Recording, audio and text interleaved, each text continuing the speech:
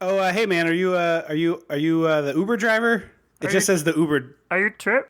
Yeah, it just says the Uber. How did you get? Did you legally change your name to just the Uber driver? That's what my parents named me. The Oh, Uber. It's my grandmother's name. okay. Well, you have the address there, right? I do. What podcast would you like to listen to as we journey to your destination? Oh, do you have Dissecting the '80s? That's a pretty good one. I do. I got an Android phone, and I use the Podcast Republic app, available for free on the Google Play Store. The Podcast Republic app. I've not heard of that one. Is it any good? It's great. It's how I listen to all my podcasts. I favorite them, and then each time they upload, it goes right to my phone. It's pretty great. Well, that sounds awesome. Let's listen to Dissect the '80s as you take me to my place. You got it. Hello, Dissectomaniacs. We are very excited to tell you that we are returning to the Baltimore Podcast Festival for the third time. On Saturday, September 15th, you can hear us talking Flashdance at the Baltimore Improv Group Theater on North Charles Street. Visit BeMorePodfest.com for more details. Welcome to Dissecting the 80s. I am Trip Lano, one half of the Mega Podcasting Powers. And with me, as always, is a man who knows the very helpful properties of a properly applied mud scrub. The Macho Man Drew. Andrew Lano. Yeah, and I mean, if you got a good exfoliant going, it's like a double whammy. Yeah, you got to get a little grit involved in there to get it really, really popping. But, you know, we are talking Predator because there's a movie coming out called The Predator. It's not So you know Predators. I thought, or was that the No. last one? Okay, the Predator timeline is like the most convoluted thing on Earth, and we can talk about that momentarily. But I think what we should start by doing is saying, you know what that means. We gotta go back. We gotta go dissect the 80s. It's your overcompensating machismo. Something's gotta be done about your overcompensating machismo. Oh, he's hard on the throat. That's not what oh, don't make it weird. Don't make it weird. When the mega powers explode. I'm talking about the 80s. Oh, yeah. Great Scott! Cream of the crop. Oh, yeah. Mega power, yeah! When this baby hits 88 miles per hour, you're gonna see some serious shit.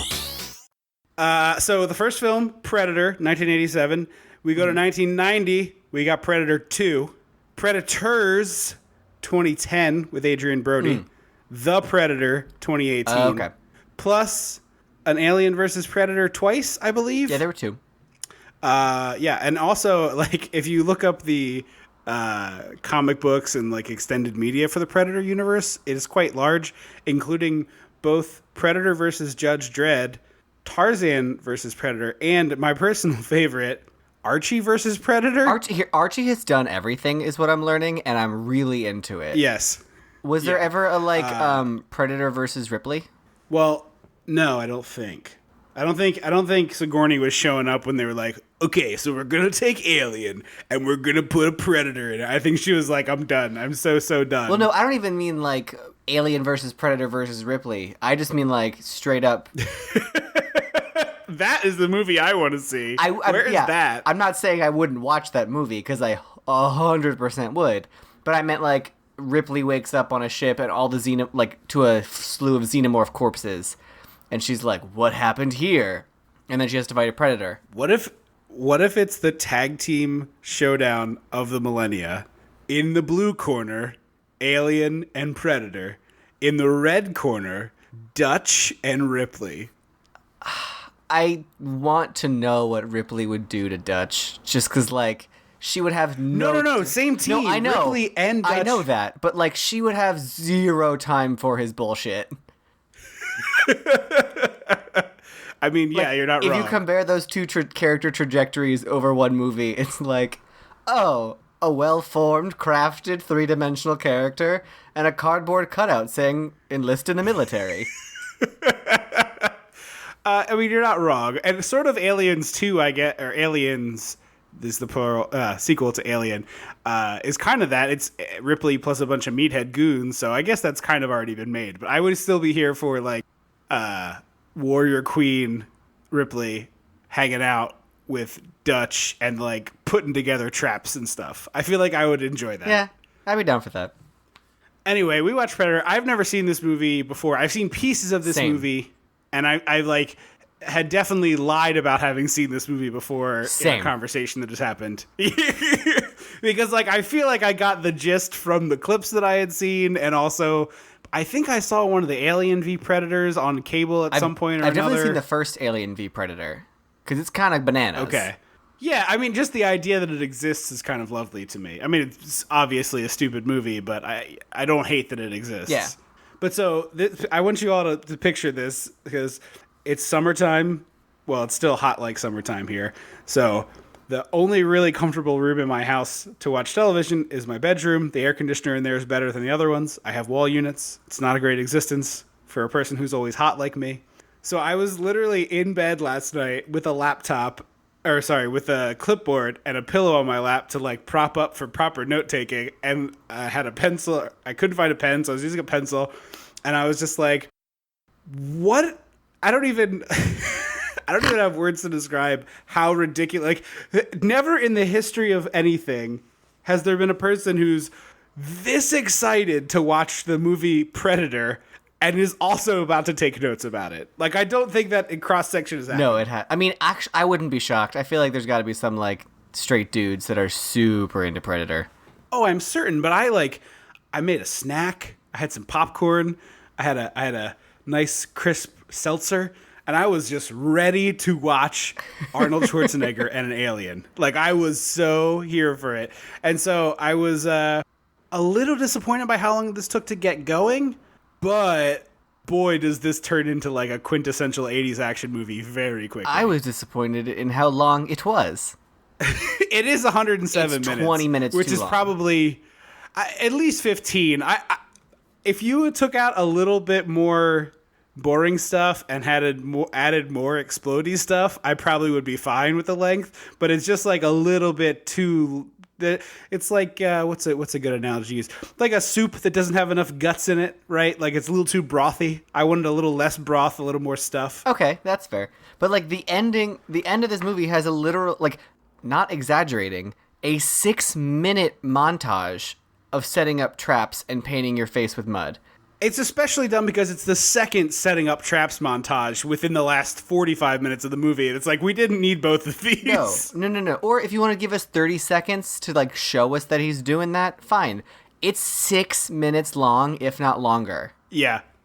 And my thing is, the traps that Arnold sets on his own are more interesting than the traps the group sets. So why not have the group start setting up traps and then get ambushed, and Arnold like sneaks away and gets away and then resumes the trap thing on his own, as like, you know, establishing that it was the good idea that got messed up by the Predator. Yeah, I agree. So we start off with Schwarzenegger in a tent, and Schwarzenegger in a helicopter. As Andrew said, that's right. Yeah, that's right. Dressed Sorry. like your dad at a barbecue. My first. He really is. And he's smoking a cigar. He smokes in this movie like such an asshole. He smokes directly into people's face. Like, come on, be courteous. I genuinely don't care if you're going to smoke, but do not puff your cigar smoke directly into my Yeah. face. In the first 30 seconds, literally the first 30 seconds, I was like, oh, this feels like such a straight dude movie. Oh, it's a very straight dude movie, for sure. This, before the Boondock Saints was a thing, I guarantee this was in, like, the top 5 of a frat house. Oh, yeah. Like if you walked into a frat house in America between 1980, let's assume Home Video was 88, if this came out in 87, Yeah. say 88 to 95, there was probably, like, a 20% chance that Predator was playing. Definitely, 100%. Any frat house in America, any state, anywhere, you just walk in and it's 4 a.m. You walk in, there's like 3 dudes stoned watching Predator. I feel like it's a thing that was happening. But he's dressed like your dad at a barbecue is a really good sentence. And he's smoking a cigar, not like on the corner of his mouth like most people smoke cigars, but like right in the middle, like he doesn't quite know what he's doing. But he just uses that as an excuse to just puff smoke directly into people's face. Like, he takes a huge draw and it's just like, pop, pop, pop, pop, pop. And I'm like, you couldn't be more of an asshole. I'm supposed to be rooting for this guy. Come on. See, the cigar also to me was part of the your dad at a barbecue visual. Oh, it's for like a sure. red polo tucked into his pants, cigar. Yep. A macro distilled beer in a can in his left hand would be the ultimate compliment of this, I think. Maybe an oven mitt with some grill tongs. Yeah, or the apron like folded down at the waist that's like you can kind of see it says "Kiss the Cook" or something like that. Yeah, that's it. So he's getting this briefing from a guy, and then he hears a voice yell out, "It's like, oh, we got you because we thought you were the best." And you look up, and it's Carl Weathers who's in the other room, and he and Schwarzenegger have this like long look at each other, and this is where it starts happening in this movie, but it never stops for the whole thing. If you were to re-edit this to just the close-ups, it's still like a 25-minute movie. Yeah, it is. There are so many long, lingering, kind of smolderingly sexual looks from every member of this cast toward every other member of this cast. It's a bunch of sweaty It's- dudes.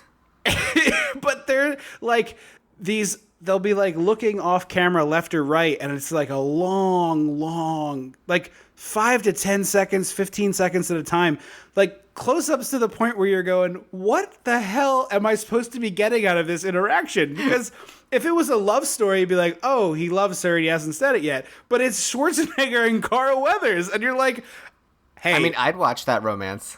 Yeah, I'm into it, but that is definitely not what was being made in 1987 in the movie no, where it was Alien not. fights people. What is happening here? So they walk up towards each other and they like throw their hands at each other in like a weird bro handshake, like not a handshake but Arm wrestling. kind of gripping, like arm wrestling grip. And then we get 4 distinct 10-second plus shots of their gigantic glistening biceps, and it's like close up on Arnie, close up on Carl Weathers, back to the biceps. Then we got Carl Weathers, back to the biceps, up to Arnie, back to the biceps. Someone was masturbating to this. I don't know So who it much was. bicep. The director, the editor, the sweat guy or gal, somebody was really enjoying this. Honestly, though, probably Arnold Schwarzenegger. I mean, maybe. No, so I have a few choice quotes. Not direct quotes, but like paraphrases. Arnold Schwarzenegger believed this movie was such a hit because the heroes were impressively muscular and big. I think that's basically what It's Always Sunny Mac is from. Yeah. Like, Mac, the character, I think is the person who would have been obsessed with this movie. Oh, yeah, he's the ideal person for this movie. But, like, that's to me what Arnold Schwarzenegger and Sly Stallone are the same kind of person when it comes to movie making. Like, they have one idea in their head of what a movie is, and that's what they're gonna make. Now, I will say, Stallone wrote Rocky. Okay. He did write Rocky. Just to a little bit of defense for Sly, he wrote that movie. Which is impressive. After that, he did a he's lot. barely literate. Yes, I mean, if you go by the way he speaks. Also, I think this is definitely a movie that was going to be either Sly or Arnold and was like kind of a toss-up probably. Yeah. You know what, Sly Stallone feels but like that the inspirational movie where the kid who's deaf turns out to be like an amazing composer. And they're like, I can't understand a word he says, but then they pick up his like papers and they're like, this is the most beautiful thing I've ever read. I got a lot of hot takes this episode, apparently. The other fun anecdote about this movie, so the cast of this movie is Schwarzenegger, Carl Weathers, Jesse the Body Ventura, who we saw previously in The Running Man, was a WWF wrestler and announcer back in the day. And then a bunch of other real jacked up dudes. And then inexplicably Shane Black, the guy who wrote the most recent Predator movie and directed it. And he also directed The Nice Guys and Iron Man 3. Oh, I didn't know that. But yeah, the guy with the glasses is Shane Black, who's the director. He wrote Lethal Weapon. That was his kind of big claim to fame. But so these guys are all testosterone-y meatheads, with probably the exception of Shane Black. I don't want to make assumptions, but he does not look like the rest of these His people. character makes up for it in attitude, I'll say. Yeah. But these guys were all like obsessed with working out, and Carl Weathers apparently, as a way of gaining some sort of psychological edge, to what end I have no idea, but he told this story and I found it really funny. He would sneak off and go work out at like 4 a.m. before anybody else was up, so that he could tell people that he never worked out and that it was all natural. That's such a weird 80s dude pissing contest bullshit. Well, especially because like everyone else is presumably just working out together, and so like they're all in there spotting each other and grunting and throwing weights around. And, doing what... I don't think it was probably more like I'm picturing like the meatheadiest meathead Jim. Yeah, I don't know. Like, I don't know if you have that. Walked by that window and you can't hear what's going on inside, that's what plays in your head. I see. But I find it so fascinating, and they didn't ask him in the interview, but like I can't even imagine what the base idea was of like what's your end game here? Right, like I just want them to think I'm stronger naturally. I don't get it, but anyway, God love you, Carl Weathers. Arnold Schwarzenegger recommended Jesse Ventura after interviewing him. He thought he looked the part, was big enough, had a deep voice, and was manly. I mean, because that's his whole those are the wrestling qualifications for Arnold Schwarzenegger's movies. Listen, McMahon. That's all I got. Okay. I got a very small window of listen, McMahon. I wasn't even very good. He's more down like a drawlier, right? I couldn't tell. I mean, Jesse the Body Vent. I'm a sexual Tyrannosaurus is sort of where he's at. It's a little more drawly. Okay.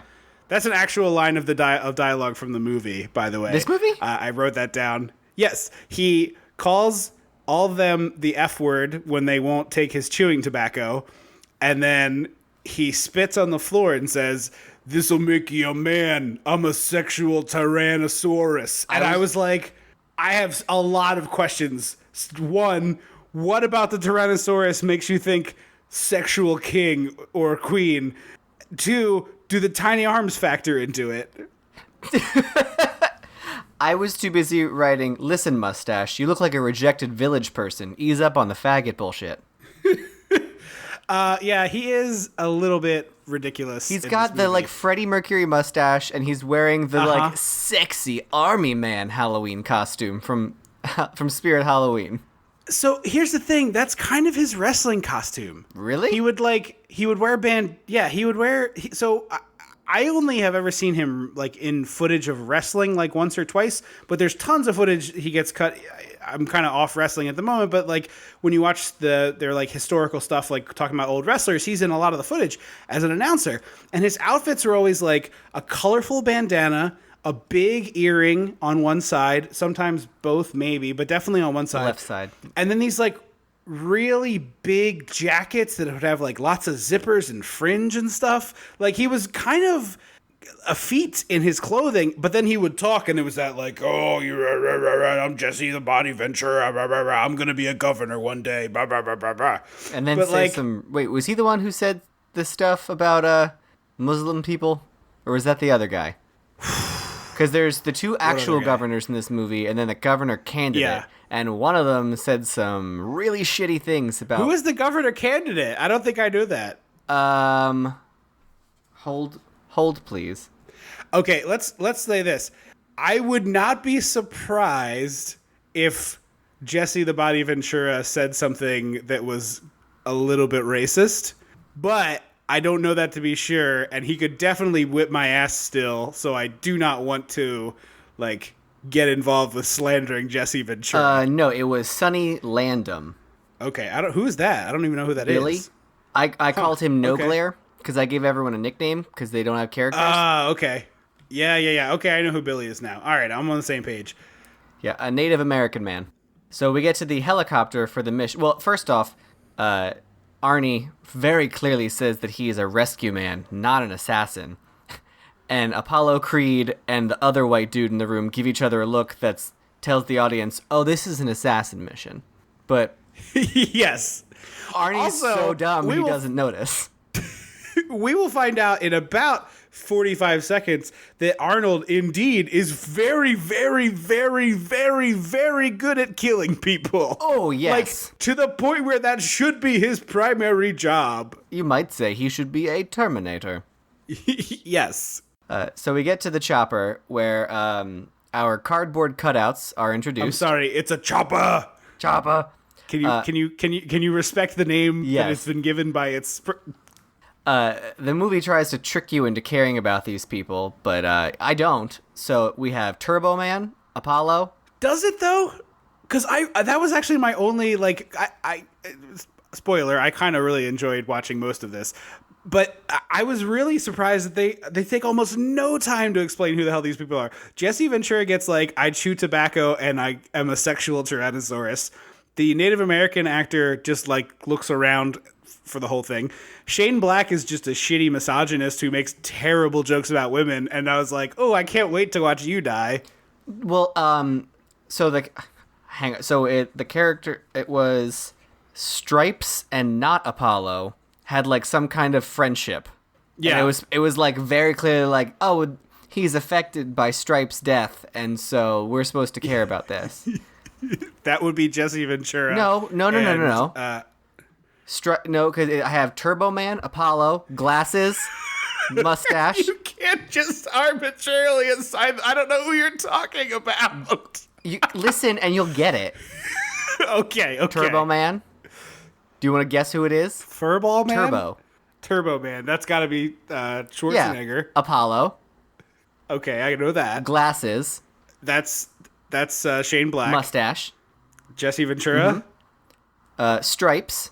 See, here's where you've lost me. I don't know who Stripes is. The one with stripes down his face. Oh, they all had No, they stripes. did not. They were different. Okay. All Stripes, right. no glare, because he just had the like football no glare, and then not Apollo, the other black man that they didn't really try and explain much about. No, and he has like one moment in the movie and nothing else. It's him and Stripe that are like best friends, and when Stripe dies, he gets a lot of like really intense emotional moments, and I was like, I don't care about emotion in this cannon fodder. Like, this is a movie about predator aliens. Show me that. Yeah, I also don't quite understand. So they're all ostensibly on this rescue mission, but they're all armed to the teeth. Like, everybody has 62 guns on them for just like every available part of their body has a weapon on it or is a weapon. And then they have this like camo face paint going on, but they all kind of look like they had one tube to go around, and so it was like nobody can do their whole face, so everybody has to just do part of their face. So everyone gets like, one guy's got like a Bowie eye, another person's got like just a handprint across. It's just like random mishmash. They of all paint have, that that's goes like on. their, it's like band makeup, like hair band makeup. Like everyone has to have their own look. Yeah. So they're on this rescue mission. They land the helicopter and they find this like site where clearly a fight took place. There's bullet casings everywhere. There's like a downed helicopter, and they're like looking around trying to see what's what. And at one point, one of the guys stumbles into an area where there's 3 human bodies hung up by their feet and just completely skinned. And it is really gnarly looking. It's great. It's such a great shot. It's so disgusting. Yeah, it's really very gross. It's kind of a shame that like that shot was probably kind of shocking in 1980 whatever. Yeah, I mean, I was a little bit surprised to see it. I gotta be honest with you, it was not the tone I was expecting from this movie. And then later, this is like the door opening to like, I can show you some stuff, and it's just everything is disgusting. Like it's all gross from here on out. Like this is if this is too much for you, exit the theater. Take your popcorn with you because it's only gonna get worse from here. Yeah. So then we see what ostensibly is predator vision, but I don't think the audience is supposed to know that yet. No. As they're like going through the jungle, it's the heat, the like grainy heat signature kind of stuff. I still think the effect looks pretty cool. Oh yeah, I enjoy predator vision. I wish it was more consistent because like later in the movie it turns into like there's like Atari graphics flying around. Yeah, that's kind of weird. Like I wish that, but I really like this, and I wish it was like either all the same thing or we watched him kind of cycle through his vision modes. yeah, That would make sense and be a little more descriptive. But I was also going to say, I really like the effect of the Predator like walking around in the forest using his camouflage, so you can kind of like see through it, but it's weird. It's super awesome looking, and it's funny. I've seen other movies try to rip this effect off, like, you know, modern stuff, and it does not look as cool as this does. I think it's because the technology was sort of newer. So it is imperfect, and it is sort of a ripple. Like, he's not completely hidden. You can still see him, and like it's like you're looking through, like when you look through a glass of water and everything's sort of distorted. Yeah, and that's even cooler because from what I understand, that's pretty much how this device would work in real life. Yeah. They've made some devices that activate similar to this. It's not obviously the same level as it is in the movie, but it does kind of look like this. It kind of looks like, if you haven't seen the movie, if you ever see heat waves like rolling off a grill or something like that, where you can see the motion in the air kind of thing. So Arnold thinks something's up, and they like do a quick recon. They're like, okay, there's all these bullet casings. There's no tracks in or out of here. Something's up. We gotta get to the bottom of this. So they start like hunting around, and they find this camp where presumably the people who killed the people they're there to rescue are. And so Arnold and his guys like fan out, and they're like, you know, getting ready to ambush this camp. And he like crawls into the camp, and he like puts his arm up. Like, they make sure to show you that they point blank shoot a prisoner in the head to show that they're savage people and they deserve to die. Yes. But to be fair, Arnold's crew thinks they skinned 3 people, so like it's not out of the question. No, not for them, but like, I mean it was like for the audience. But the audience also thinks that they skinned those people, right? I mean, I guess that we know the Predator. Do you think that's what the audience was supposed to think? I mean, I guess if you're walking into a movie called Predator. Yeah. The audience has bought a ticket for the movie Predator, but I'm just saying, from like, there's a narratively, the movie has not told us it was the Predator, I guess. Yeah, I always wondered that kind of stuff, because like, do they assume people go in blind? It's like in the one season of American Horror Story, the woman, Sarah Paulson, played a 2-headed person. And the way the episode was shot was that her being a 2-headed person was this big reveal. And I was like, literally every marketing material you released had her as a 2-headed person in it. So like, why are you doing, what is happening?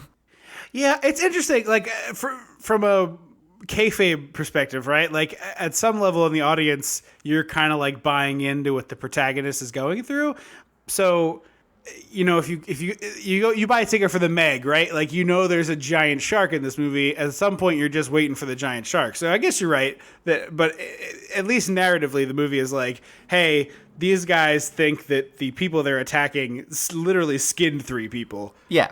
Which is like, you know, if you're going to blow up a person that you think skinned 3 people is probably worthy of blow up. But I love that, like, Arnold's, like, creeping into this camp, and you think he's just going to start wrecking shop, and he, like, quickly throws up his hand to stop everybody, and then he takes the truck that is...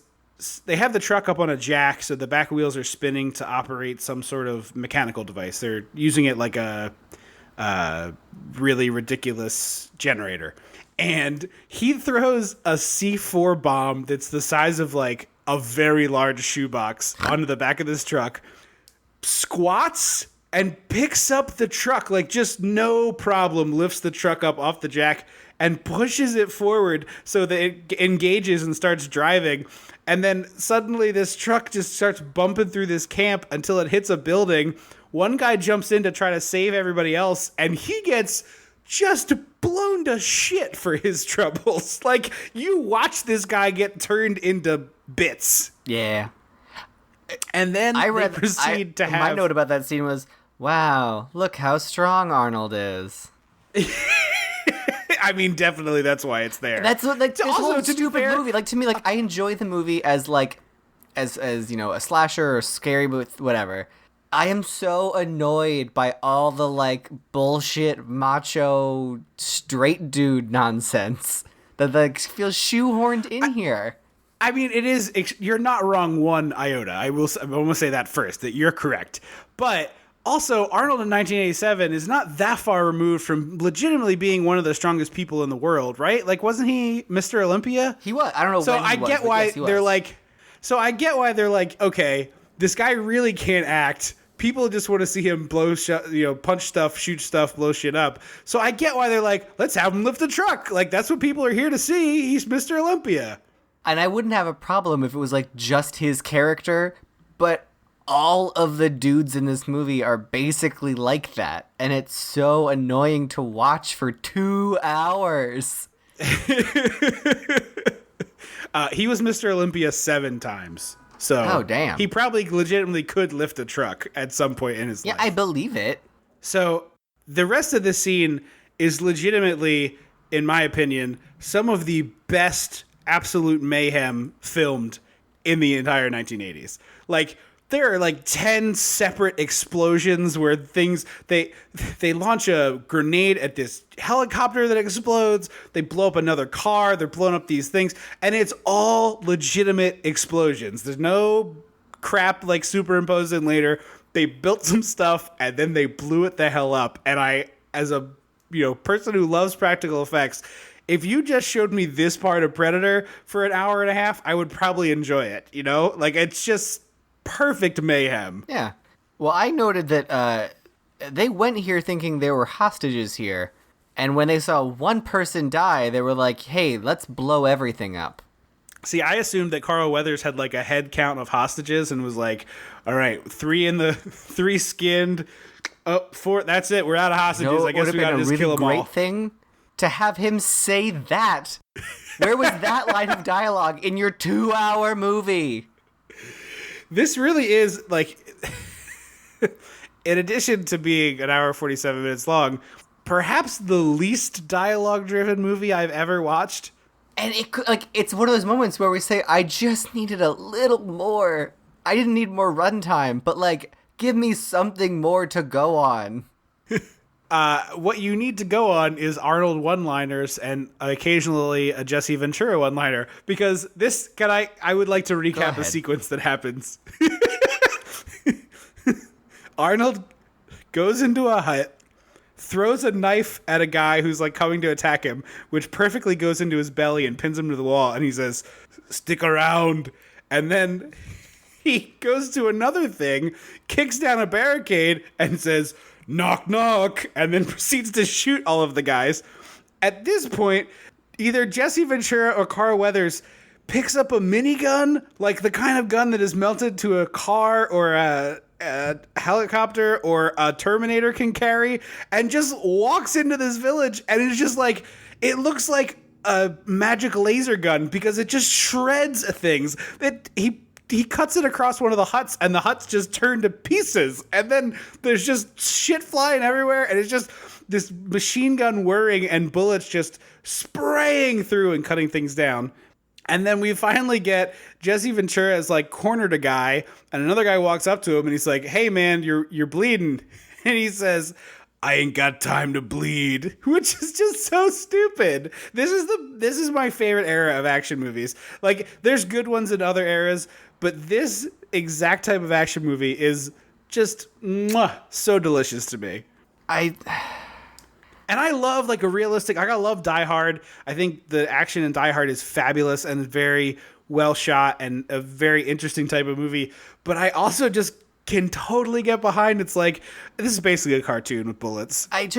It bothers me that like not everyone is in the same world. Like, you know what I mean? Like, so I wrote that note down that Jesse Ventura is bleeding and Glasses says, "You're bleeding," and he says, "I ain't got time to bleed," and Glasses responds with, okay. Which is what a human being says to that. That is true.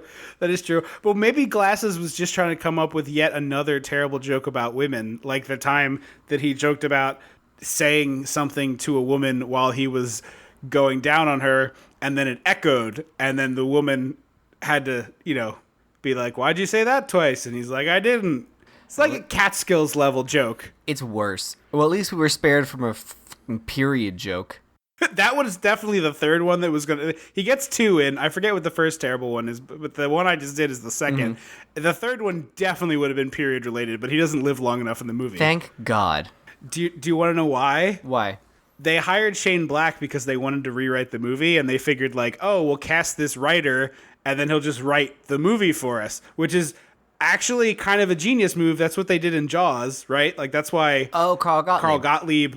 Carl Gottlieb plays the local paper guy in Jaws because they needed him around on the movie so he could write. So they asked Shane Black to write, and he was like, no, you hired me as an actor. And they were like, all right, fine, you're going to die first then.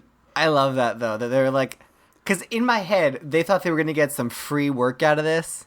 Absolutely. And I love that Shane Black was like, fuck you, pay me. Well, because they originally were like, oh, we don't want to hire anyone good to do the creature effects. We'll hire this random studio that'll do it for cheap. And it looks... The original Predator design, if you've never seen it, looks like something out of Turok Evolution. It's like a humanoid frame and then a like a compy dinosaur neck sticking out of it. It's very weird, and it's not scary. It looks so stupid.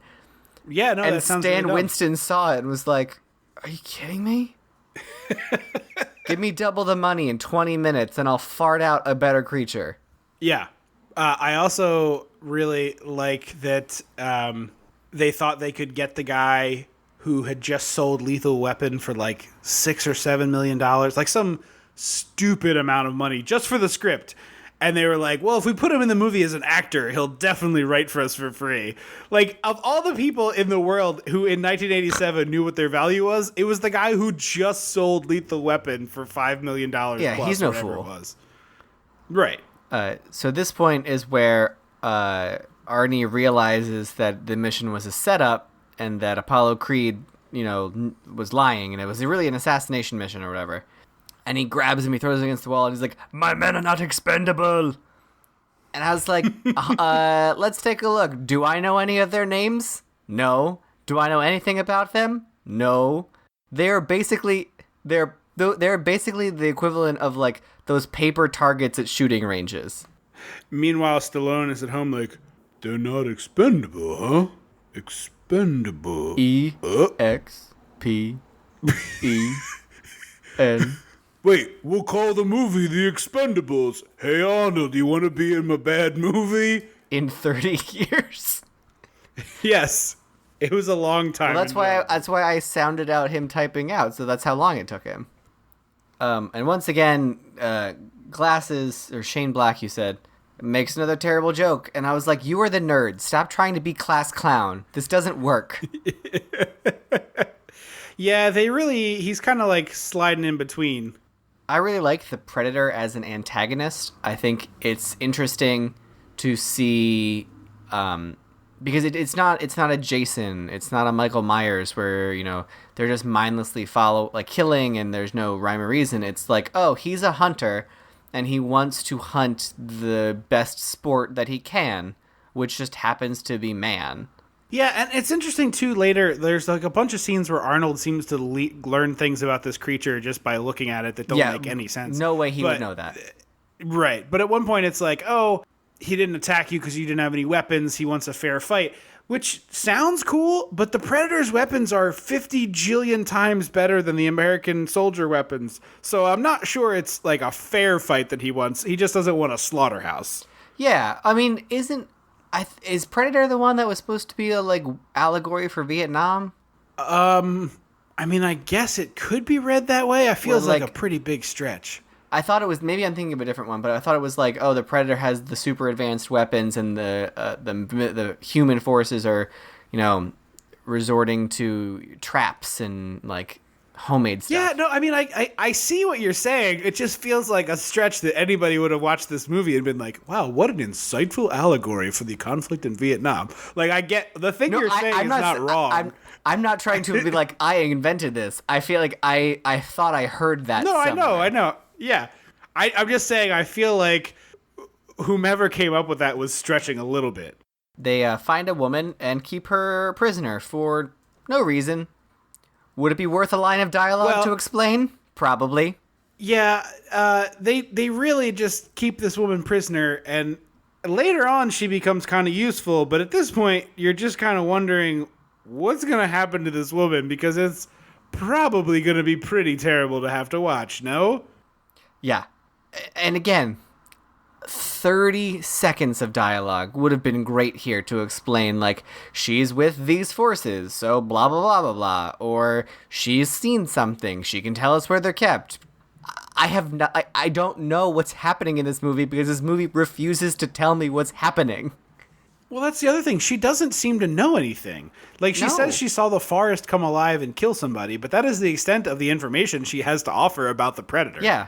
And then, like, so she said, like, she's translated because she speaks Spanish. And the guy translates and says, she says the forest came alive. And I was like, that's an interesting, like, literal translation. Yeah. Cut to an hour and a half later, it's revealed that she speaks perfect English and nobody bats an eye. Like, no one's like, excuse me?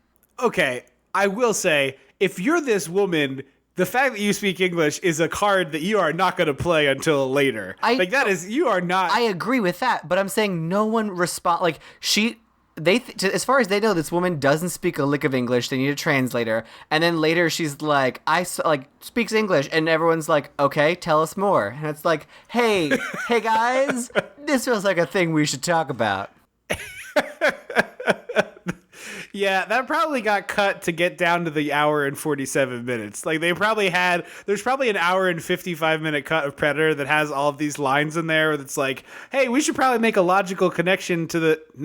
No, okay, we'll cut it. I guess we can cut it. We can cut, like, some of these close-ups of Arnold's... No? More close-ups of Arnold's glistening body. Got it. We don't need to see all 7 minutes of Arnold setting traps and no glaring himself intercut with the Predator. It could be 3 minutes. He really does take 7 minutes to do all these traps. It's so annoying. And it's even worse because all of that is just to pay off one moment. Anyway, we'll get there. So Jesse gets murdered, like, right in front of her by the Predator, and it's not that exciting as far as Predator deaths go. The Predator kind of, like, pops out of the woods and does, like, a big swipe, and suddenly there's a blood splatter. Jesse Ventura gets a hole in his chest right after this. Yes, I wrote that. A hole in Mustache's chest. Yeah, it's like he gets shot with a Predator laser, and the hole that opens up in his chest is one you could fire a cantaloupe through, like, real easily. Yup. Like, if you were playing that game where you have to throw the ball through the various sized hoops. Quidditch? No, like an arcade game where you're, like, throwing a football. I'm not talking about Quidditch. Quidditch has one sized hoop. I'm talking about, like, there's, like, a 10-point hole that's, like, huge, and then a 30-point hole that's a little smaller, and, like, a 50-point hole like that's throwing a little smaller. skee-ball. Yeah, normally it's a football, but yes, this is like the 10-point hole. Like, it's the easiest. Like, a child could, like, meh, and get it over there. Like, barely able to throw anything, could easily throw a cantaloupe through this hole. They also, right before he dies, is trying, like, set up this thing that I called him No Glare, is, like, spooked, and he, like, can sense the Predator. Yeah. Would have been great to have an explanation or a payoff to this, but instead he's just, like, spooked twice and then talks briefly about his Mayan ancestry. Yeah, it's very strange how much they talk about that, because you would think it's, like, good character building stuff, but it's not. It just feels like, why is this dialogue in this movie? Yeah, like, it should be like, oh, I know what this is because I watched my family get murdered and now I can sense them. Like, I got his blood on me and now I can sense, like, give me anything. Yeah, it's really kind of astounding, frankly. So she runs away and who gets killed first, you said? So Shane Black gets it first. He's like, he grabs Anna, the woman who is, like, trying to run away, and she sees the Predator coming, and he looks at the last second, and it's like, you know, he gets sliced. And then Jesse Ventura is They would 100% assume she murdered him. Oh, yeah, for sure. But she's saved by the fact that Jesse Ventura gets it immediately after, and he's right next to the guy, Mac, and Mac has, like, a big, huge gun, and he just, like, he sees Jesse get his chest hole created, and he just empties, like, 1 billion bullets into the forest. There's just, like, wood bits flying up in the air. There's a full 2 minutes of everyone standing in a line, firing in the same direction and pretending like that's the most effective thing to do. Because later he's like, no, nothing on Earth could have survived that. And I was like, unless he ran sideways, I don't know. Like, if he... Yeah, or just was far enough away from you when you started your rampage that it was fine. This is also a dumb thing to complain about. This movie's on HBO right now, and I don't know if it's just the version that's on HBO or all the versions of it, but the sound mix in this movie is atrocious. Yeah. Because I would have to crank the volume to be able to hear the dialogue, and then every 15 seconds in this movie, someone fires a gun. So it would be like, we need to get out of... And it's like 11:45. I'm like, my neighbors. God, I watched several of the action scenes on mute because I was like, I just have to not. I know hear what the it sounds blowing like. stuff up part. Yeah. So they waste so much ammo, and also, this guy gets so emotional about the death of Jesse Ventura. He's like almost crying, and he's like falling to his knees and screaming, and it's like nobody who's watching this movie knows anything about either of you. that's what I mean. Like, it's just you either need to have none of your characters do with this, or have all of them have something, Or just like 10 seconds of dialogue before where it's like, these guys have done 1,000 missions together and they're the best duo we've got. Like give me the scene where somebody is literally reading the case files and then you Give me just the like opening 10 minutes of Suicide Squad where someone sits over a steak dinner and just pulls out files and is like, these are the men on the Yeah. mission. Right. Like, you couldn't have given me 10 seconds where it was like the dialogue is Arnold describing his team to the person who's hiring him, and we're watching the team like gear up, where he's like, that's Mac Elliott, the best demolitions guy I've ever seen, and he's like putting a bomb together. And then it's like, and there's his best friend Billy Dukes, who's the blah blah blah. Like, just give me the cursoriest of information, and I'll be fine. He even like has this emotional moment where he like takes the final sip of Jesse Ventura's flask and then pours some alcohol on him, and then like puts the flask on his disgusting bloody chest and puts it back under the body bag. It's so weird. It's this like supposed to be gut-wrenching emotional moment, and I'm sitting there laughing because it's like, I don't know who I these don't people care are. about Why your does he characters. They're not characters. care? No. So the Predator gets hit by something and bleeds some glow stick blood, and It's pretty cool glow stick. I love blood, it. I will say. and the woman that they've taken prisoner walks over to it and immediately touches it and then like sticks it in her pocket, which wouldn't be my first, like my go-to wouldn't be, let me touch this foreign substance that glows in broad daylight. Yeah, no, I don't want to touch anything that I think might make my fingers melt off, and this seems like very likely to make my Prime fingers example. melt off. I also love that they immediately cut to the Predator like playing Operation inside his own leg with various tools. It's just like moving stuff around. And it's so like Stan Winston did a wonderful job with the Predator. I will never say Stan Winston did a bad job on anything, as far as I know. I could have done without dreadlocks. I gotta be honest. The dreadlocks is weird I mean, to me. I thought they added some, like, if he was bald, I think it would have just been more generic. It gave it more remembrance of, like, there's something to remember by that. I don't mind the dreadlocks. I think they add some kind of style or uniqueness, because I think if it was bald, it would just be, whatever. Yeah, that's a good point. It did need to have some sort of hair thing, I guess. Because it doesn't feel I was like just imagining- hair. It feels more like spine, tentacle. It feels like something organic. You're not imagining the Predator like sitting in a salon chair? No. Because that's what I was thinking. Getting it wrapped like he's on vacation. Yeah, or they like put the hood down and he's like holding, a Mad magazine or something. So And there's another Predator behind him. It's like, I don't care what she says. You need to make a stand for yourself. I want that version of Predator. Like Steel You Magnolia are a Predator. Strong, yeah. You're a strong, independent human murderer, and you deserve to be happy. So if she can't deal with that, then she's not good enough for you. Yeah, exactly. Yes. I want Steel Predator Nolias now.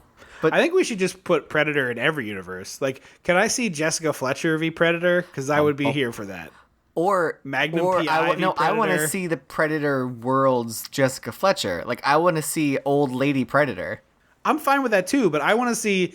There is not a character you could name that I wouldn't want to watch battle the Predator. But I would not want to see Jessica Fletcher battle a Predator because that just would not end. I think well. Jessica Fletcher could outwit the Predator. I think Jessica Fletcher could figure something out, and it would be spectacular.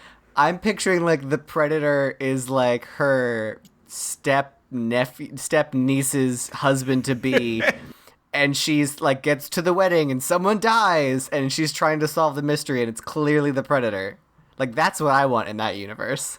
No, I want to flip it around. I want Jessica trying to get the Predator off because everyone assumes it's the Predator, but in reality, the Predator was just like there to have a good time. It was his weekend off. And so he's like, look, for you, you look at me and you're like, that's a murderer. But I look at me and I'm like, a guy who only murders when he's being paid for it. And I was not being paid. I was here for pigs in a blanket. I'm down. Okay, I like that twist. I'm down for that. Sheila and Eric have an incredible story, and I am just happy to be part of it. I'm so glad to be here. Please get me out of jail. Like, I can't have enough of that. I want a like Shaun of the Dead moment where the Golden Girls come across 4 old lady predators that are clearly their like counterparts. Yes, absolutely. So here for it. Yeah. And then what's her face tries to sleep with one of them for sure. Yeah, Blanche 100% is like, oh, hello. They're like, the other 3 Golden Girls have like weapons and face paint on, and they hear noises from Blanche's room, and they kick open the door, and she's got a Predator like tied to the bed and just like in the throes, and she's like, what are y'all doing? I'm in the middle of something. I want nothing more than that right now. Yeah, I literally I cannot think of a movie in which you couldn't insert the Predator and have a great time. Hang on, give me a second. Vacation Predator? Vacation. It's like Chevy Chase and Beverly D'Angelo go to this little Airbnb that's also run by the Predator. Or the Predator is the not family that they visit in Germany. That's also fine. Or the Predator is Christy Brinkley driving the convertible, and Chevy Chase is like flirting with it. Yes, I want it. It's like I'm just pulling movies out of thin air. There's not a movie I can think of from like Predator I would Carrie. also watch the version with the Predator. Is the Predator Carrie, Yes. or is the Yes, Predator but- one of the okay? But everyone still treats her like she's like a mousy garbage girl.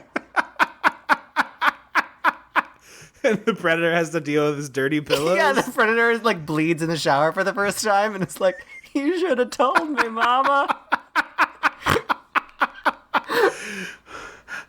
I'm not a crab monster girl. I'm a crab monster woman now. The mandibles open up.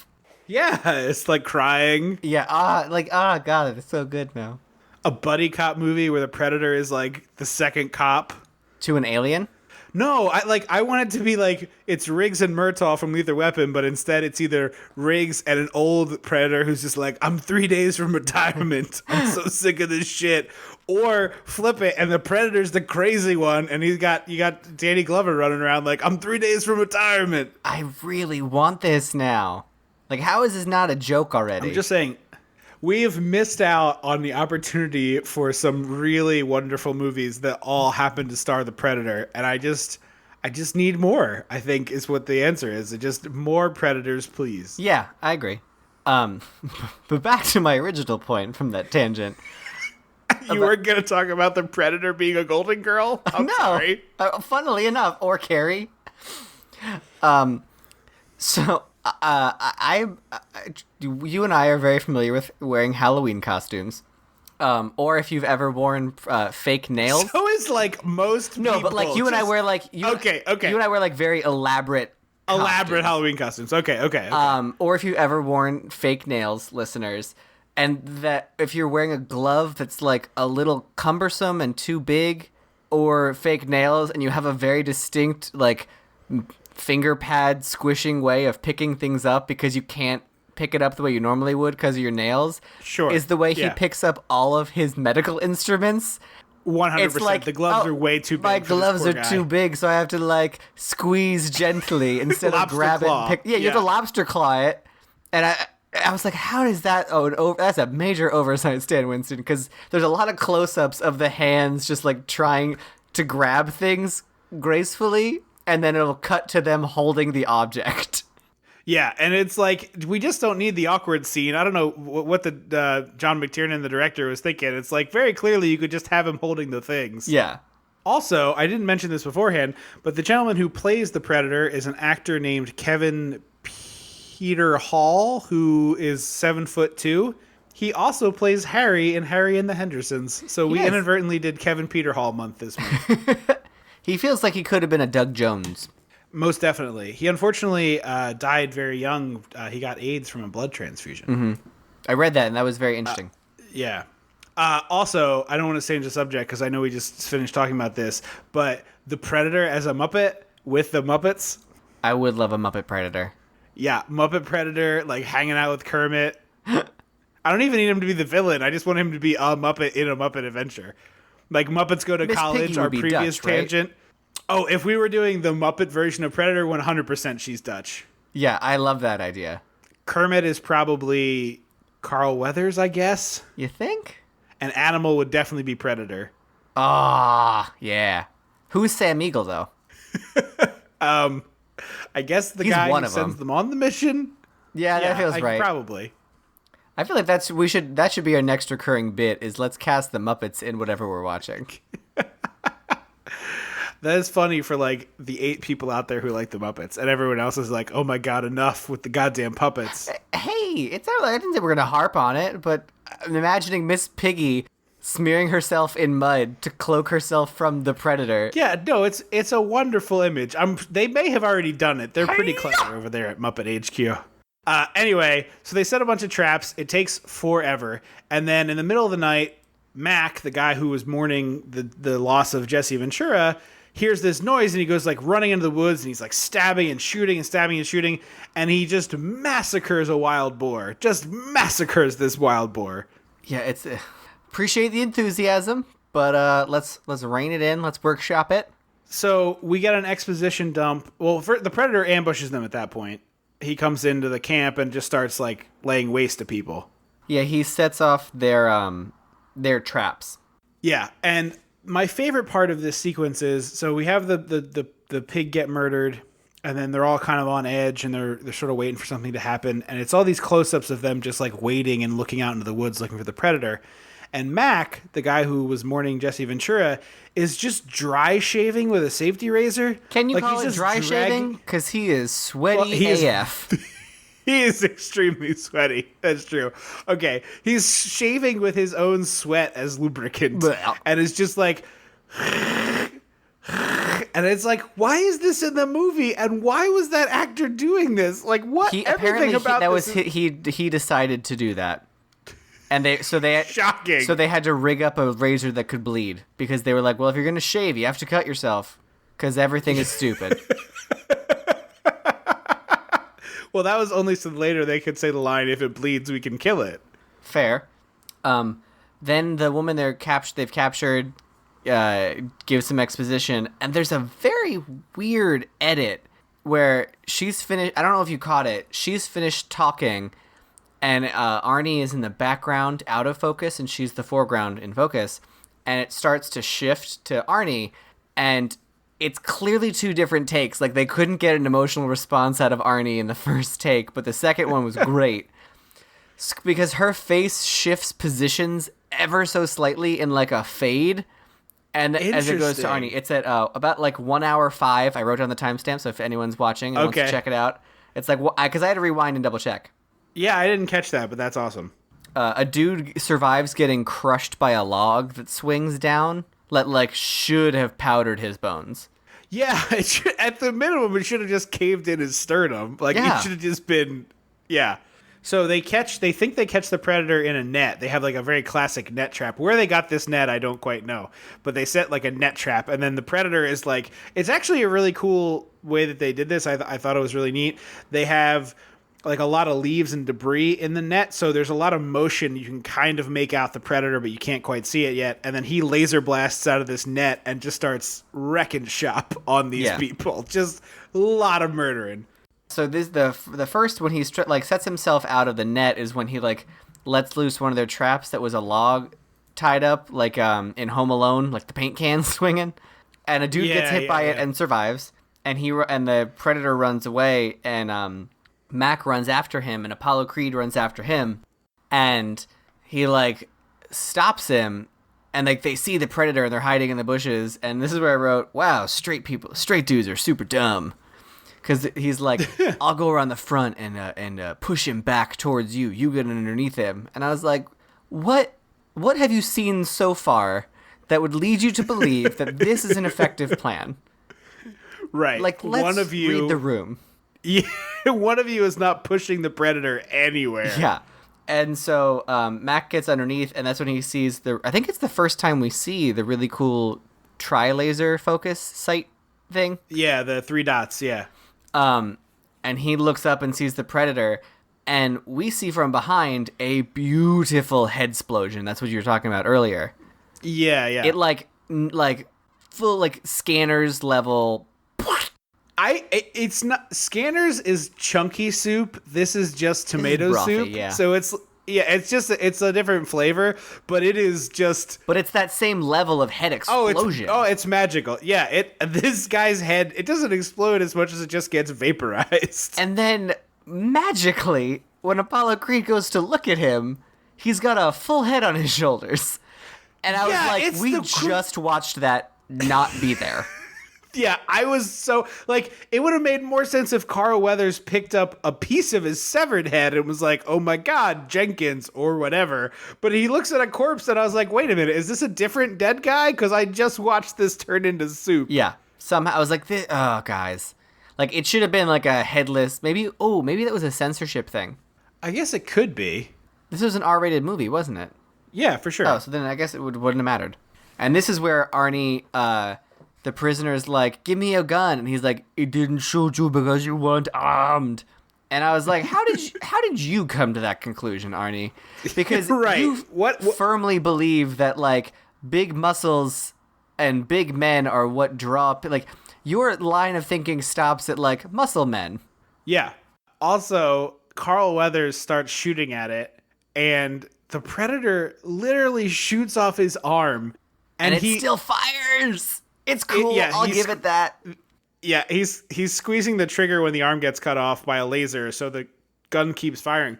But he looks down at his own severed arm, and then the stump attached to his shoulder, and then he proceeds to grab a different gun from around his back and continue shooting at the Predator. It's so insane. It's like he is less bothered by this than I am when I've dropped cans of soup on my foot and had a bigger reaction than Carl Weathers has to losing an arm. So he obviously gets killed by the Predator. Yeah. And at this point, we're down to like just a handful of people left. Arnie and Anna, the woman, are like making their way out with one of the injured men, and Billy just starts taking all his gear off, and then he cuts himself across the chest to like turn himself into bait. I don't know, like, did you get any inkling of what, was this supposed to be like, oh, I'll slow him down for you, or was this just a dude losing his mind? I think it was supposed to be slow him down, but again, with any semblance, 30 seconds of acting could have cleared this up, or 30 seconds of dialogue. Either one. I'll take either one. You don't have to write something, but like, never mind. So yeah, he like starts throwing things over this log that they're walking across so that he's like unarmed, I guess. And then he takes out a giant machete and has a really... It feels like it's a person who's never held a blade before and doesn't know how they work, is the way he cuts himself and, like, drags it across his skin. Yeah. He, like, holds it flat against his chest and, like, drags it down. And I was like, that's not where the blade is. And then later there's all blood and no wound. I am sure it's because they needed to hide the effect, but you're 100% right. It looks bizarre. Well, no, because typically speaking, like when they do that kind of stuff, it's the like point of the blade is where the blood is hidden, so that when you drag it down, it leaves a trail. Right. But this was just like a flat end, and then it cuts away, and then it cuts back, and there's blood on his chest. But clearly no wound. It just looks like someone dabbed stage blood down his chest. Yeah, it's very, very stupid. All of a sudden, the Predator obviously kills him, like, backhands him and kills him. And then the previously thought to be, like, only interested in sport Predator kills the wounded guy by shooting him in the head. Yeah, it's pretty executioner style. Yeah, it's very bizarre. And now the Predator has a stun setting, which it uses on Arnold Schwarzenegger. Sure. Well, Arnold has been his most interesting foe, I guess, right? Like maybe he wants to keep him around for that reason. Except that doesn't get established for another 20 minutes, 13 of which is montage. Like Yeah, the Predator it is doesn't really recognize him. ridiculous. Like it's not a game recognizes game situation until he like is face to face with him. Give me something, movie. Spoon feed me a little bit. Like your Yeah, paper thin yeah. plot shouldn't also be full of holes. Yeah, it's the whole plot of this movie is like bunch of commandos fight an alien. Like that's all that we're doing. It's a very, very simple thing. Yeah. The brothers who wrote this script literally did so because there was a joke around after Rocky IV that was like, what's he gonna do next? Fight an alien? And they're like, what would that look like? And they wrote a script where a bunch of dudes fight an alien. Like, this is a dumb movie. And I like it, but it is dumb. It's super dumb. Arnold also at this point discovers he falls into a river and then he like gets out of the river and he's crawling up the bank. He's all covered in mud, and the Predator. He also says the iconic line that you glossed over. Oh yes, yeah, I did. Go ahead, you can have it. It's your favorite. You said you take it. Well, he gets to yell like the most famous line in this movie, which is "Get to the chopper." How does she know where it is? Great question. Like everybody, like go down. You know the highway till the third You mile. just said I-95. I did. I was about to say I-95. You want to take Jungle 204 to Jungle 286, right? You're gonna make a left. Then 4 miles down, you're gonna take a dirt road. If you see the giant banana stand, that's your marker to get off. Like there's no signpost in the jungle.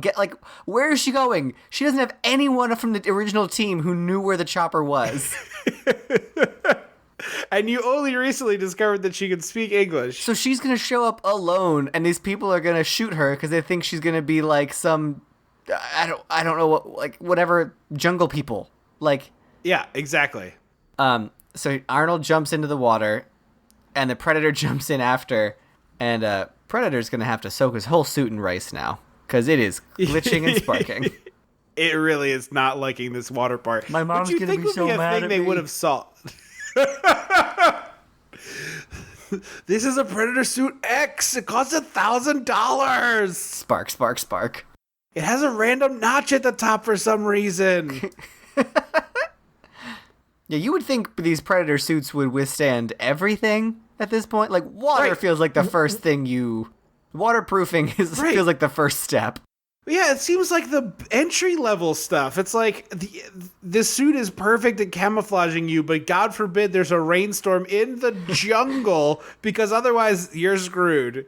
We humans in 2018 have pretty much solidified waterproof technology when we need it. You are way more advanced than we are.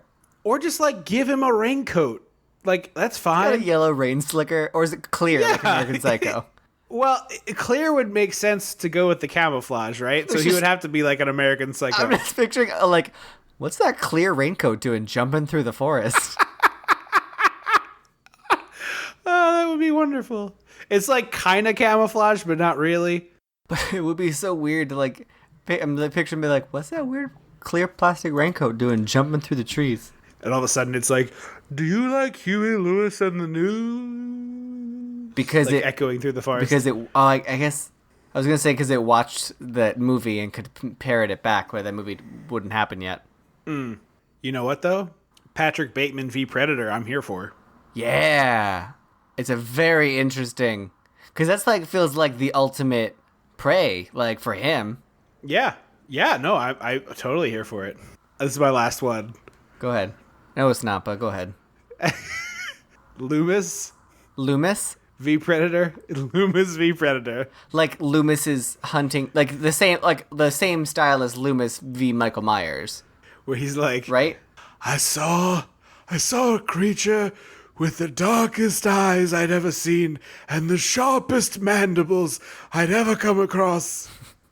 What I saw in there was not human, it was Predator. Yeah, I really like that. I just want an old bald man in a raincoat. I just want an old Trench bald coat. man in a raincoat running around. Yeah. I kind of want to see that the raptor scene with Laura Dern in Jurassic Park, but Predators cut in chasing her down.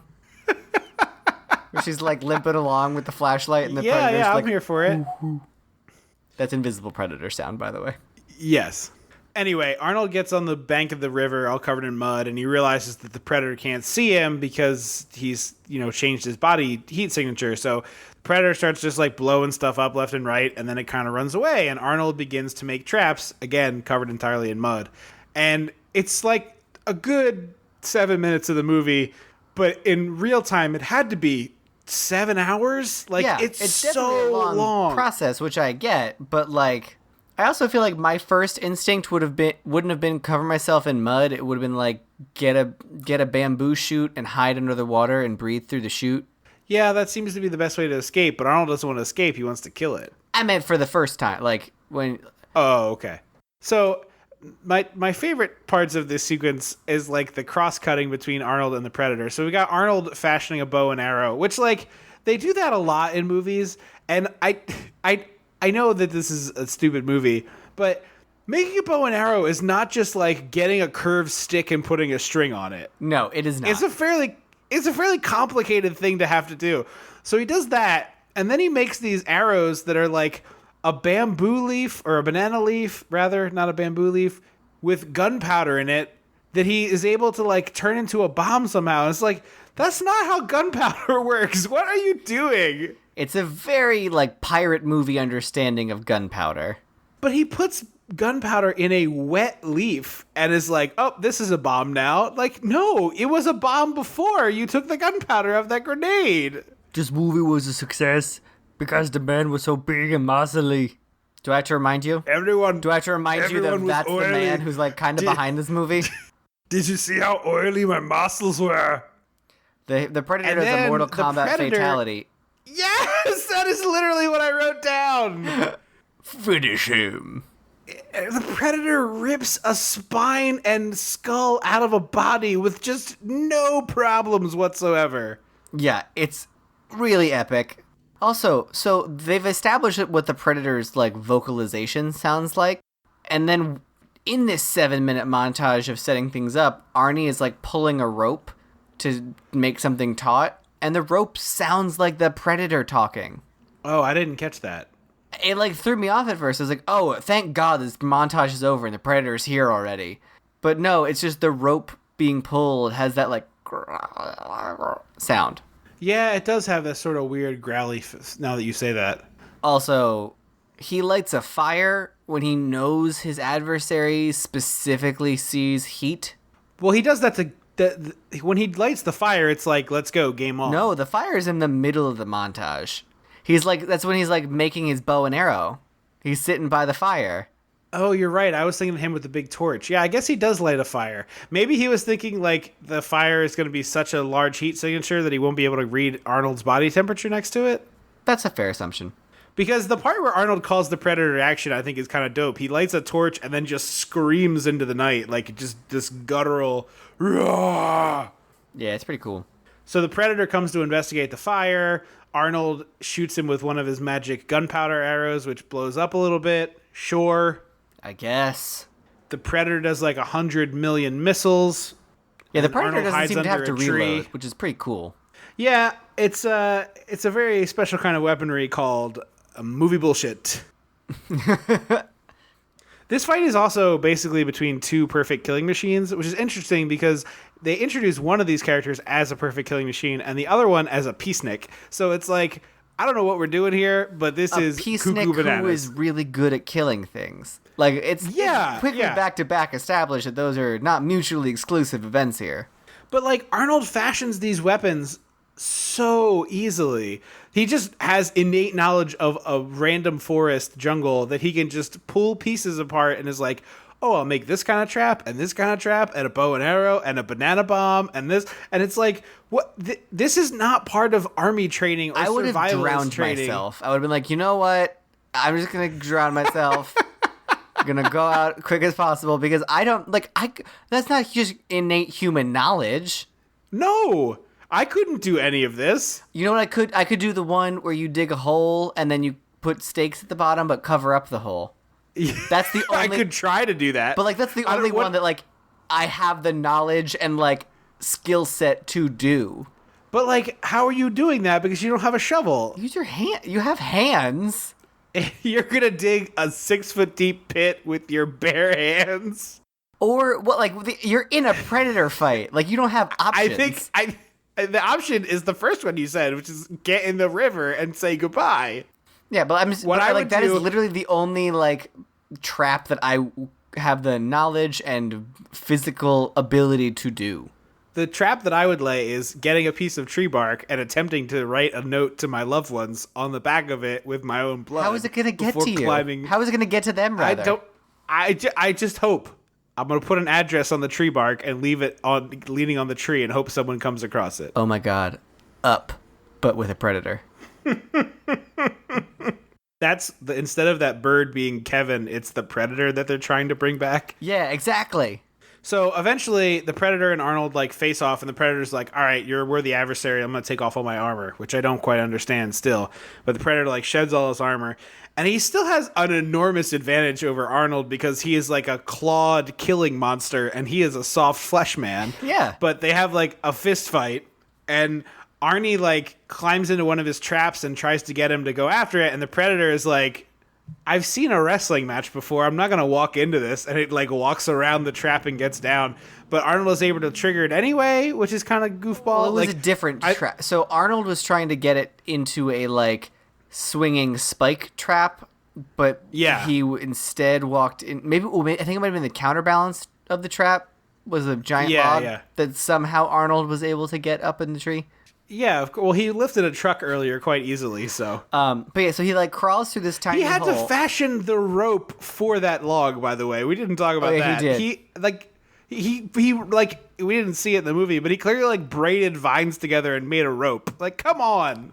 But he climbs through this tiny little hole to the end, to a dead end, and starts screaming like, "Kill me! I'm here! Do it!"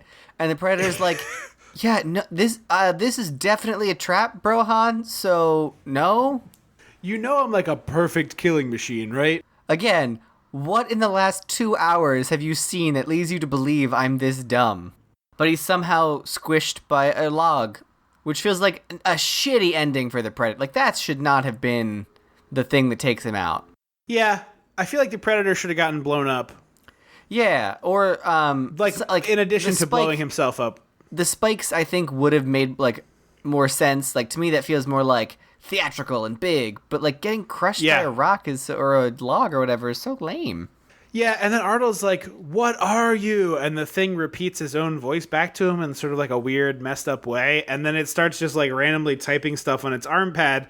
And Arnold is able to discern that like there was a lot of symbols, and then there's a little bit less symbols, and a little less symbols, and he's like, "Oh shit, that's a timer!" And he starts running But down there's the forest. I will say there's also I wrote that I think it's cool because it's there's a sound that's accompanying the like shrinking symbol thing, and just by the sound alone, it's like, oh, that's a countdown. Like that is just like the universal sound of a countdown. So I thought that was kind of cool. Yes. Yeah, I agree. But I thought my only real like strong dislike of the Predator, like related specifically to the Predator in the whole movie, is it laughs like a person. It took someone else's laugh. Oh, I didn't catch the connection there. I guess that makes sense. I don't remember whose laugh it is, but it's someone's laugh. So yeah, the Predator blows itself up with like a nuclear-sized. There's a mushroom cloud they see from this explosion. So Arnold's really magic because he can run away from a nuclear test explosion. Apparently, in the novelization, a lot is different, and there's a novelization of Predator. And it sounds like they were like, I was reading, there was like either Wikipedia or like the trivia section on IMDb, and it was like the Predator is able to like shapeshift and has a bunch of other things. It's basically not the same story. It's like the same essence, but not the same story at all. But part of it is that Dutch got radiation poisoning from being so close to the mushroom cloud. Well, that would be accurate. I agree. He was very, very close. And then we get turn and smile credits for We zero really logical do. It's reason. very odd. Yeah, I didn't get it at all. It was No. like very out of place for the rest of this movie. But yeah, that's Predator from 1987. Final thoughts? I don't know. It's too. My problem is it's so long. If it was a tight 90, it would be an easier recommend. I just like it doesn't give you enough of what you actually need to call it a real movie, but it's still too long. It's very weird. Yeah, I definitely agree. It's a little bit too long. I ended up like pausing about 30 minutes before the end and knocking out a couple of chore things I had to do because I didn't realize how late it was getting, and then came back to it and felt very fresh for the last 30. I definitely would recommend this. I can't believe it took me this long to actually see Predator, which is kind of wild given that I was a big Arnold head back in the day, but it's gleefully violent in a way that is like cartoonish and doesn't make me feel icky. Yeah. I've noticed in a fair number of movies that I really like, as you know, I don't want to get too turned into Serious Town here because I know that's not why you're listening to this podcast, but like there's certain action movies that I find hard to watch now just because of the prevalence of real life gun violence, and it's not as fun to watch as it once was for me. I can agree with that. This one is so insane that there's just none of that. Like, there's no part of me watching this that like I ever think about the repercussions of our gun happy culture. Where I'm just like, blow it all up, shoot all the guns, blow up all the blow ups. Like, pew, pew, I love it. It's really gleefully stupid, and I say that really complimentarily. I think this is a really fun, dumb action movie. I was excited to see the new one, and I'm even more excited to see it now. So yeah, I highly recommend this one. It's the first time I've done that in a while on the show, but I think this is worth your time. Okay, wait. I got one more. Yeah. I know what it is. I think I know what it is.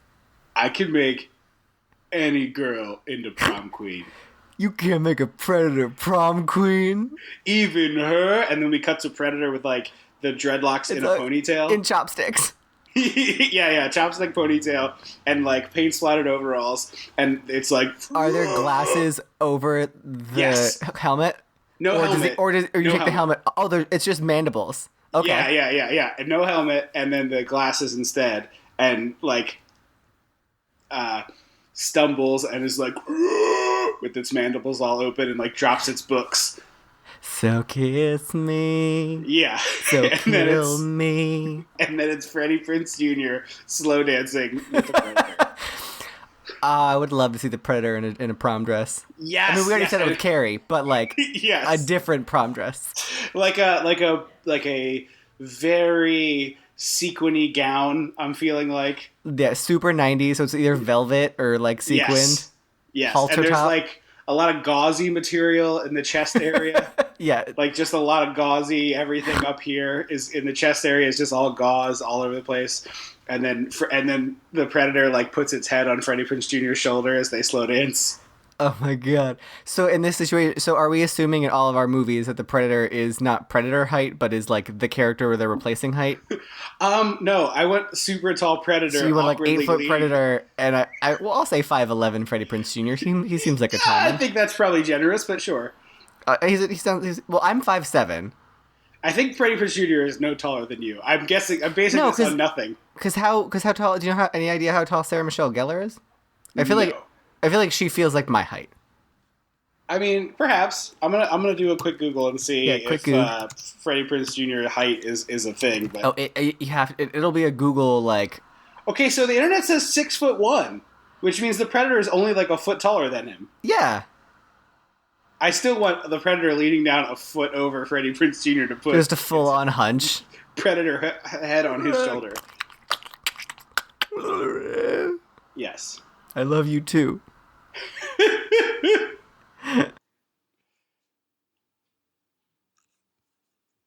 We will be back in 2 weeks, but before that, a couple of quick housekeeping things. Please don't forget to rate and review the show wherever you get it. We would really appreciate that, and we read those on the air. If you'd like to get a hold of us, we're at Dissecting the 80s on Facebook. We're Dissect the 80s on Twitter, and you can email us at dissectingthe80s@gmail.com. Just recently got another email from a listener in Australia, so that was kind of mind-blowingly flattering. A lot of Australian listeners kicking in and saying hello lately. Thank you for that. We appreciate it. Don't forget to support us on Patreon. There should have been in your feed recently a little snippet of a live episode that was a bonus for our $5 and up patrons. We have a $2 tier, a $5 tier, a $10 tier, in which you can pick an episode of this show after a year-long commitment. And then a crazy $88 tier for somebody who wants to be the ultimate mega super fan. So take a look, see if there's a tier that makes sense for you. And if you can't support us financially, that's totally fine. But we would love it if you reviewed us on iTunes. That only takes a couple seconds, and it's totally free. So we would really appreciate that.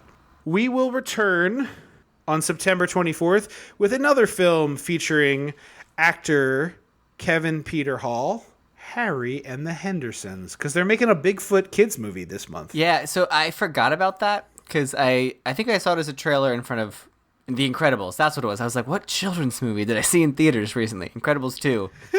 And then promptly forgot about that movie. And now I keep seeing all this like Smallfoot. And I was like, what the fuck is Smallfoot? It is the reason that we're finally tackling Harry and the Hendersons. So, thank you once again for listening. I have been Trip Leno. I will always be Andrew Leno. Until September 24th. Don't you forget about me.